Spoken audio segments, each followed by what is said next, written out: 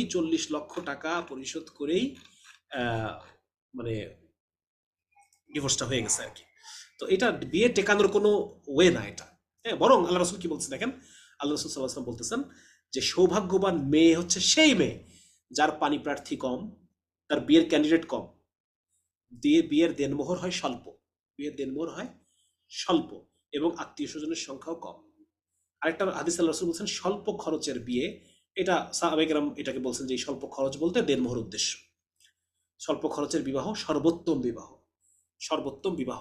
এবং এখানে মানে আরেকটা ইস্যু এখানে আছে, সেটা হচ্ছে দেনমোহরটা হলো একটা সিকিউরিটি মানি। ওলামায়ে কেরাম যখন ফিকহের বইপত্রে তারা এটাকে একটা আরো বিস্তারিত আলোচনা করছেন যে একজন স্বামী, ধরেন আমি এখন আছি, আমি এখন মারা গেলাম, তাহলে আমার ওয়াইফের পরবর্তী বিয়ে বসার আগে তার তো 4 মাস থাকতে হবে নাকি?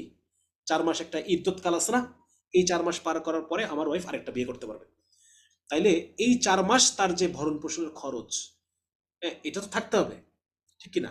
তো এই জায়গা থেকে মানে আমি মারা যাওয়ার পরে আমার স্ত্রী, আমার সন্তান, তাদের ভবিষ্যতের কথা ভেবে একটা স্মার্ট অ্যামাউন্ট আমাদের দেওয়া উচিত। এমন একটা অ্যামাউন্ট দেওয়া উচিত যেন মানে যেটা এত কম না যে এটা কোনো কাজেই আসে না, আবার এত বেশি না যে এটা মানে বার্ডেন হয়ে পড়ে। আমাদের আলেমরা বলেন সামর্থ্যের মধ্যে, সামর্থ্যের মধ্যে বেশিটা আপনি দেন। কত সুন্দর না কথাটা? কথাটা কিন্তু অনেক সুন্দর। আমাদের আলেমরা বলতেছেন সামর্থ্যের মধ্যে যেটা বেশি আপনি ওইটা আপনার স্ত্রীকে দেন। এটা তো একটা রেসপেক্ট। সে সারা জীবন সে আপনার তার নিজেকে আপনার জন্য সে নিবেদন করছে, এটা আপনি তাকে একটা সম্মান করলেন, আর কিচ্ছু না। হ্যাঁ, এটা ওই কাফের মুশরিক মুরতাদ যারা নাস্তিকরা বলে যে এটাকে মোহর ব্যাপারটাকে তারা ওই খুব খারাপ ভাবে তারা একটা উদাহরণ দেয়, খারাপ একটা উদাহরণ দেয় তারা, এটা বললাম না। তো দেখেন আসলে এটা নয়, দেখেন আপনি আপনার শিক্ষক, আপনার শিক্ষককে আপনি যে একটা বেতন দেন, এটা কি ওই জ্ঞানের মূল্য? এটা কি জ্ঞানের মূল্য? এটা তো জ্ঞানের মূল্য না। ঠিক একইভাবে স্ত্রীকে আপনি যে মাহরটা দিচ্ছেন, এটা তারা তার তার খেদমতের মূল্য হয় না, এটা একটা জাস্ট সম্মান, টোকেন অফ রেসপেক্ট, আর কিছু না। তো এই জায়গাটায় আমাদের আলেমরা সুন্দর একটা কথা বলেন যে সামর্থ্যের মধ্যে যেটা আপনার বেশি ওইটা আপনি আপনার স্ত্রীকে দেন, আপনি ভালোবেসে দিবেন, ঠিক আছে? সুতরাং এটা গুরুত্বপূর্ণ একটা কথা, এবং এটা খুব বেশি যেন বেশি না হয়, এটা যেন এমন বেশি না হয় যেটা সামর্থ্যের বাইরে। আল্লাহ তাআলা আমাদেরকে এটা আমল করার তৌফিক দান করুন।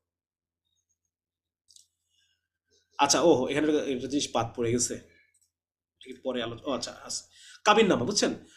এটা আমার ওই ফন্ট গুলো ভেঙে গেছে কেন যেন, ভাঙলো কেন? কাবিন নামাটা এরকম রশ্মি কাঠটা পরে চলে আসছে। আচ্ছা, এখানে কাবিন নামার 18 নম্বর একটা ঘর আছে যেখানে বলা এভাবে লেখা থাকে যে আপনি কি আপনার স্ত্রীকে তালাকের ক্ষমতা দিচ্ছেন? ওখানে আমরা লিখি কি হ্যাঁ। তালাক মানে কেন? বনিবনা না হলে। কেন বনিবনা না হলে কি তালাক নাকি? এর মাঝখানে অন্য কিছু নাই? এর মাঝখানে তো আর অনেক কিছু আছে। এর মাঝখানে অনেকভাবে এটাকে টিকায় রাখার ব্যবস্থা করা হয়, পরিবার থেকে মুরব্বীরা বুঝায়। হ্যাঁ, এখানে কত সুন্দর সিস্টেম আছে আমাদের ইসলামে। মুরব্বীরা বুঝাবে, তাই স্ত্রীকে শাসন করার একটা বিষয় আছে, যেন স্ত্রী বুঝতে পারে যে স্বামী আলটিমেটলি শেষের দিকে মানে লাস্ট স্টেপের দিকে চলে যাবে, সুতরাং আমাকে এখনই সংযত হতে হবে। এরকম বিভিন্ন স্টেপ বাই স্টেপ অনেক কিছু আছে। সুতরাং বনিবনা না হলেই আমি স্ত্রীকে তালাকের ক্ষমতা প্রদান করে দিলাম, এটা হয় না। এবং 2 নম্বর হচ্ছে এভাবে লেখার দ্বারা হয় না, কারণ হলো আমাদের আলেমরা এই কথা বলেন যে যেই বৈঠকে স্ত্রীকে তালাকের ক্ষমতা দেওয়া হবে ওই বৈঠকেই তালাক দিতে হবে। এখন আপনি তো এখানে লিখে দিয়ে উঠে চলে গেছেন, তার মানে এটা তো আর অকার্যকর। হ্যাঁ, এটা সুতরাং এই জিনিসটা লিখবো আমরা, লিখবো না, এটা আমরা লিখবো না। আর শুরুতেই যদি আমরা একটা নেগেটিভিটি দিয়ে সম্পর্ক শুরু করি, এটা খুব বাজে একটা ব্যাপার যে আমি একটা নেগেটিভিটি দিয়ে আমার সম্পর্কটা শুরু করছি। তালাকের ব্যাপারটা ক্ষেত্রে আমাদের খুব মাথায় রাখতে হবে, এই শব্দটা ইউজ করবেন না কখনো, বুঝছেন?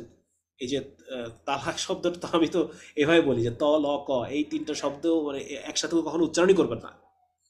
হ্যাঁ, মানে এটা খুব মানে ভয়ানক একটা শব্দ, এবং এটা স্ত্রীকে যদি কেউ না শুনিয়ে দেয় তবু তালাক হয়ে যায়, হাসি তামাশা করে দিলেও তালাক হয়ে যায়, রাগের মাথায় দিলেও তালাক হয়ে যায়। এবং আমাদের অধিকাংশ ওলামায়ে কেরামের মতে যে এক বৈঠকে 3বার তালাক উচ্চারণ করলে একটা না বরং 3টাই পড়ে। সুতরাং এইটা আমরা এই শব্দটাই আমরা আমাদের জীবন থেকে ডিলিট করে দেবো, ঠিক আছে? এটা রাগের মাথায় দেওয়ার জিনিস না, এটা রাগের মাথায় দেওয়ার জিনিস না, এটা অনেক চিন্তা ভাবনা করে আলোচনা করে পরামর্শ করে আলেমদের সাথে এরপরে এটা দেওয়ার জিনিস। এটা এটা আমাদের হচ্ছে কি আমাদের যে অশিক্ষিত মূর্খ এরা কি করে এটাকে গালি হিসেবে দেয় বইয়ের সাথে, এই তোর তরকারিতে লবণ হয় না, যা তোর তালাক। হ্যাঁ, বা এই তুই আমার কথা শুনিস না, এই তোর তালাক। মানে এটা একটা গালি হয়ে গেছে, মনে করে যে এটা একটা গালি দিলাম। এটা তো গালি না, এটা একটা একটা একটা লিগ্যাল বিষয়, একটা মানে আইনের বিষয়।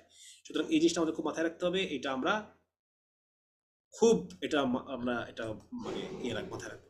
কয়েকটা বইয়ের নাম বলি, এই বইগুলো আপনারা পড়বেন ইনশাল্লাহ, ভালো লাগবে। এই যে আতিকুল্লাহ সাহেবের 3টা বই আছে, দুজন দুজনার, ওগো শুনছো, আই লাভ ইউ, এই 3টা বই খুব সুন্দর। এটা স্বামী স্ত্রী ইয়ে নিয়ে খুব সুন্দর বই। এগুলো পড়লে মানে এই যে স্বামী স্ত্রীর মধ্যে বিভিন্ন যে রোমান্টিক যে ব্যাপারগুলো আছে, এই বিষয়গুলো আমরা শিখতে পারবো আর কি। তারপর হচ্ছে মুফতি আব্দুল আল মাসুম সাহেব হাফিজাউল্লাহ, ওনার দাম্পত্য জীবনের আলোকিত পথ, এই বইয়ের মধ্যে এই সম্পর্কিত যত ধরনের মাসাইল আপনার প্রয়োজন বিবাহিত জীবনে, আপনি এগুলো সব পেয়ে যাবেন ইনশাআল্লাহ।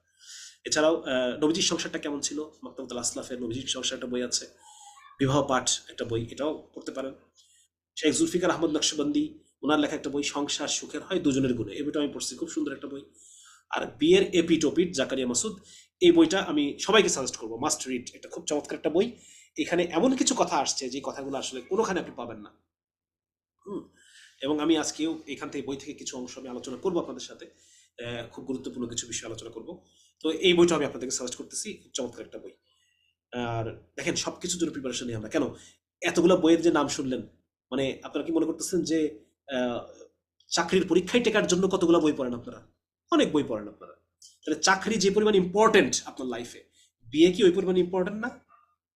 ইম্পর্টেন্ট কিনা? আপনি অ্যাডমিশন টেস্টে, ভার্সিটি অ্যাডমিশন টেস্ট পরীক্ষার আগে কতগুলো বই পড়ছেন? আপনি এসএসসিতে পাস করার জন্য কতগুলো বই পড়েন? এসএসসিতে একটা এ প্লাস পাওয়া, ইন্টার একটা এ প্লাস পাওয়া আপনার জন্য যে পরিমাণ জরুরি, বিয়েটা কি আপনার জন্য অতটা জরুরি না? ডেফিনেটলি জরুরি। সুতরাং এটার জন্য কেন আমাদের পয়সা খরচ করতে সমস্যা? এত বড় একটা সিদ্ধান্ত নিতে যাবেন লাইফের, যে সিদ্ধান্তটা ভালো হলে দুনিয়া আপনার জান্নাত, যে সিদ্ধান্তটা খারাপ হলে দুনিয়া আপনার দোজখ। তাহলে এই সিদ্ধান্তটা নেওয়ার জন্য কেন আমরা স্টাডি করব না? কেন আমরা আরো দু একটা কোর্স লাগলে পরে আমরা করব না? কেন আমরা দুটো বই কিনে পড়বো না? অবশ্যই আমাদের পড়া উচিত, আমাদের জানা উচিত। আল্লাহ তৌফিক দান করুন। আচ্ছা, এখন আরেকটা জিনিস আপনাদেরকে বলি, এটা আমি মানে এগুলো আমি নিজস্ব আমি রিসার্চ করে বের করছি। কাজিন ম্যারেজ, হ্যাঁ, আপনারা জানেন যে আমাদের ইসলামে কিন্তু কাজিন ম্যারেজ এটা জায়েজ। আপনি চাইলে আপনার চাচাতো ভাইকে বিয়ে করতে পারেন, আপনি চাইলে আপনার খালাতো বোনকে বিয়ে করতে পারেন, তাই না? Cousin marriage. তবে এখানে অনেকে বলে, মানে আমাদের সায়েন্সে একটা কথা এগুলো চলে যে মানে ফার্স্ট কাজিন মানে চাচাতো ভাই, চাচাতো বোন, খালাতো ভাই, খালাতো বোন, মামাতো ভাই, মামাতো বোন, এনাদেরকে বিয়ে করলে নাকি বাচ্চাদের নাকি খুব জন্মগত সমস্যা হয়। কিন্তু এটা খুব বেশি না, দেখেন কত আছে এটা, ওয়ান মানে 2% থেকে 3% বেশি, মানে খুব আহামরি যে খুব বেশি তা না, বুঝছেন?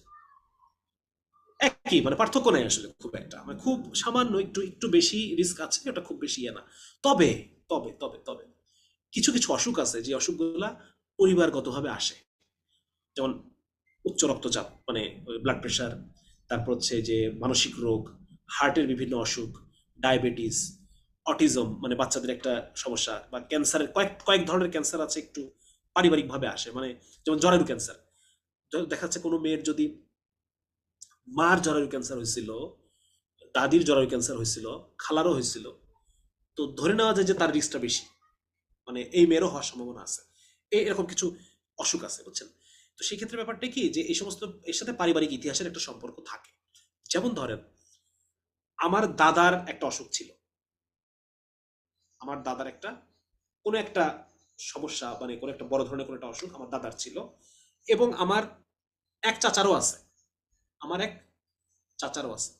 এখন যদি আমি আমার চাচাতো বোনকে বিয়ে করি, তাহলে এটা রিস্ক যে আমার সন্তানেরও জিনিসটা হবে, ব্যাপারটা বুঝতে পারছি? কারণ আমার দাদার ওই জিনটা কিন্তু আমার মধ্যেও আসছে, আমার চাচাতো বোনের মধ্যেও আসছে, হয়তো এটা দুর্বল হয়ে গেছে, দুইজন যখন বিয়ে করলাম তখন আমার সন্তানে গিয়ে ওটা আবার শক্তিশালী হয়ে যাবে।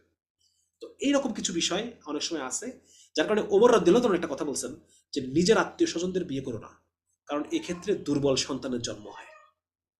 বরং উনি চাইছেন যে তোমরা অন্য গোত্রে বিয়ে করো, অন্য দূরে দূরে বিয়ে করো, একটু দূরে দূরে বিয়ে করো, তাহলে অন্য গোত্রের যে পাওয়ারফুল যে জিন, ওই জিনটা তোমার মধ্যে চলে আসবে।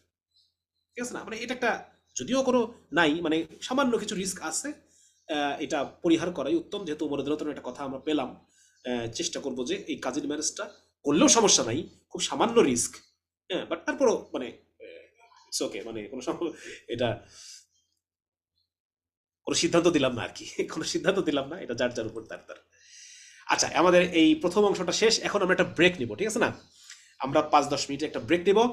5-10 মিনিট ব্রেক নেওয়ার পরে আমরা আবার চলে আসবো। এখন আমাদের খুব ইম্পর্টেন্ট এবং ইন্টারেস্টিং একটা পার্ট, নারীর মন এবং পুরুষের মন। এই যে বইটা আপনারা দেখতেছেন, এটা একটা বই, হ্যাঁ, বইটার নাম দেখেন, everything men know about women. পুরুষরা মেয়েদের সম্পর্কে যা যা জানে সবকিছু এই বইয়ের মধ্যে আছে, সব A to Z। পুরুষরা নারীদের সম্পর্কে যা যা জানে তা সবকিছু এই বইয়ের মধ্যে আছে। এটা ওয়ার্ল্ডের একটা বেস্ট সেলার বই, দেখছেন, একটা বেস্ট সেলার বই। মজার ব্যাপার হচ্ছে এই বইয়ের প্রায় 300 পৃষ্ঠা, এই প্রত্যেকটা পৃষ্ঠাই সাদা, এর মধ্যে কোনো কিছু লেখা নাই।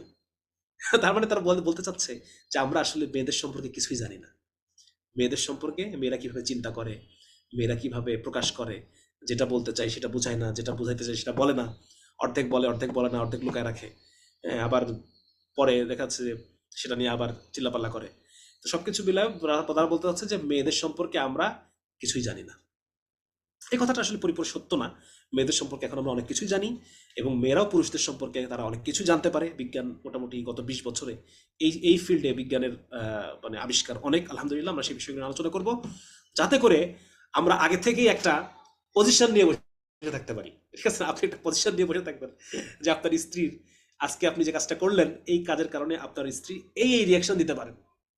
হ্যাঁ, বা আপনার স্বামী এই রিয়াকশন দিতে পারেন।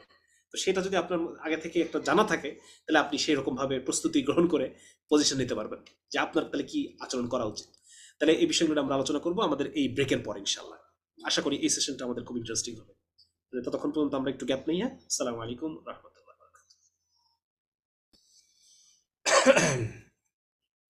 আচ্ছা, তো আমরা তাহলে ছিলাম হচ্ছে, এখন আমরা যে জিনিসটা আলোচনা করবো এটা হচ্ছে মেল অ্যান্ড ফিমেল সাইকোলজি। এটা নিয়ে আমরা একটু আলোচনা করব। তাহলে আমাদের বিয়ের প্রস্তুতির একটা খুব গুরুত্বপূর্ণ অংশ, মোটামুটি একটা অংশ হয়ে গেল, যেটা আমরা কিভাবে করব এটা নিয়ে একটা আলোচনা হয়ে গেল। এখন আমরা একটু দেখব যে এইটা যদি আমরা ভালো করে বুঝি, তাহলে এরপরে যখন আমরা কনফ্লিক্ট ম্যানেজমেন্ট, মানে কিভাবে মানে যখন স্বামী এবং স্ত্রীর মাঝে বা বউ শাশুড়ির মাঝে বিভিন্ন সংঘাতময় পরিস্থিতি তৈরি হয়, তখন সেটাকে কিভাবে ম্যানেজ করতে হবে, তাহলে এটা আমরা বুঝতে পারবো। ঠিক আছে, এবং একইভাবে আমরা বুঝতে পারবো যে দায়িত্বগুলা কি কি, মানে ইসলাম যে দায়িত্বগুলো আমাদেরকে দিয়েছে, এগুলো তো আপনারা সবাই কম বেশি তো জানেনই। এমন না যে আমরা এখানে কেউ কিছুই জানি না, তা তো না। ইসলামের যে দায়িত্ব, এখন আপনারা এর যৌক্তিকতা, মানে এটা যে আল্লাহ রাব্বুল আলামিন, আল্লাহ তাআলাই যে ইসলামকে পাঠিয়েছেন, এইটার যৌক্তিকতা আপনারা পদে পদে অনুভব করতে পারবেন ইনশাআল্লাহ। তাহলে আমরা শুরু করি। তাহলে আমরা জানলাম যে এখানে তারা বলতে চাচ্ছে যে পুরুষরা মহিলাদের সম্পর্কে, তাদের নারীর মন সম্পর্কে কিছুই জানে না।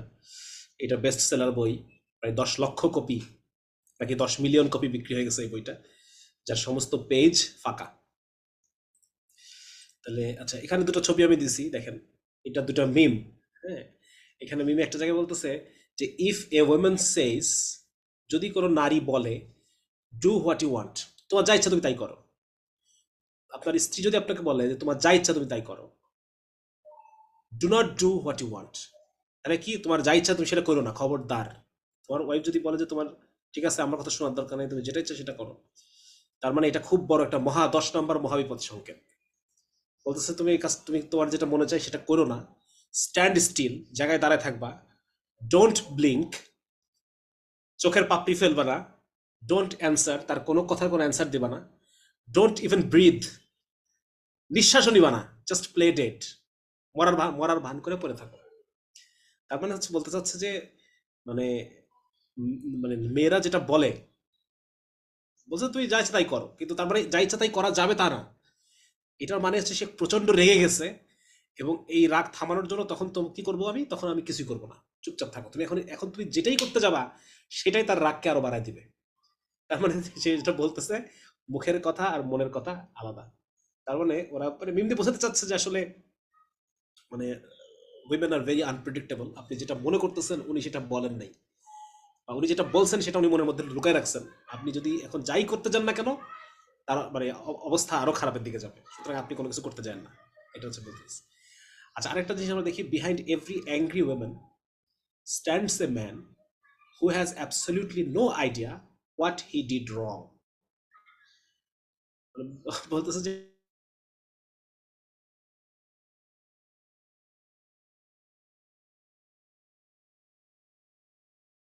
করে ফেললো যে এই মেয়ে এত রাগ করতেছে। মানে এর মানে বোঝা যাচ্ছে যে নারী এবং পুরুষের মধ্যে চিন্তার প্রক্রিয়া ভিন্ন। একটা বিষয়কে মেয়েরা যেভাবে নেয়, একজন পুরুষ সেভাবে নেয় না। একটা জিনিসকে একজন মেয়ে যেভাবে রিয়্যাক্ট করে, পুরুষ সেভাবে রিয়্যাক্ট করে না। এবং একটা জিনিসকে একজন নারী, সে তার ব্রেনের মধ্যে যেভাবে প্রসেসিং করে, মানে ব্রেনের মধ্যে সে যেভাবে জিনিসটাকে নেয়, একজন পুরুষ জিনিসটাকে ওইভাবে নেয় না। অনেক পার্থক্য আছে আমাদের মধ্যে। যদিও আমরা একটা খুব গুরুত্বপূর্ণ কথা বলছেন ডক্টর ইয়াসির কাদি, উনি ওনার একটা লেকচারে উনি বলছেন যে কমলাও একটা ফল, আপেলও একটা ফল।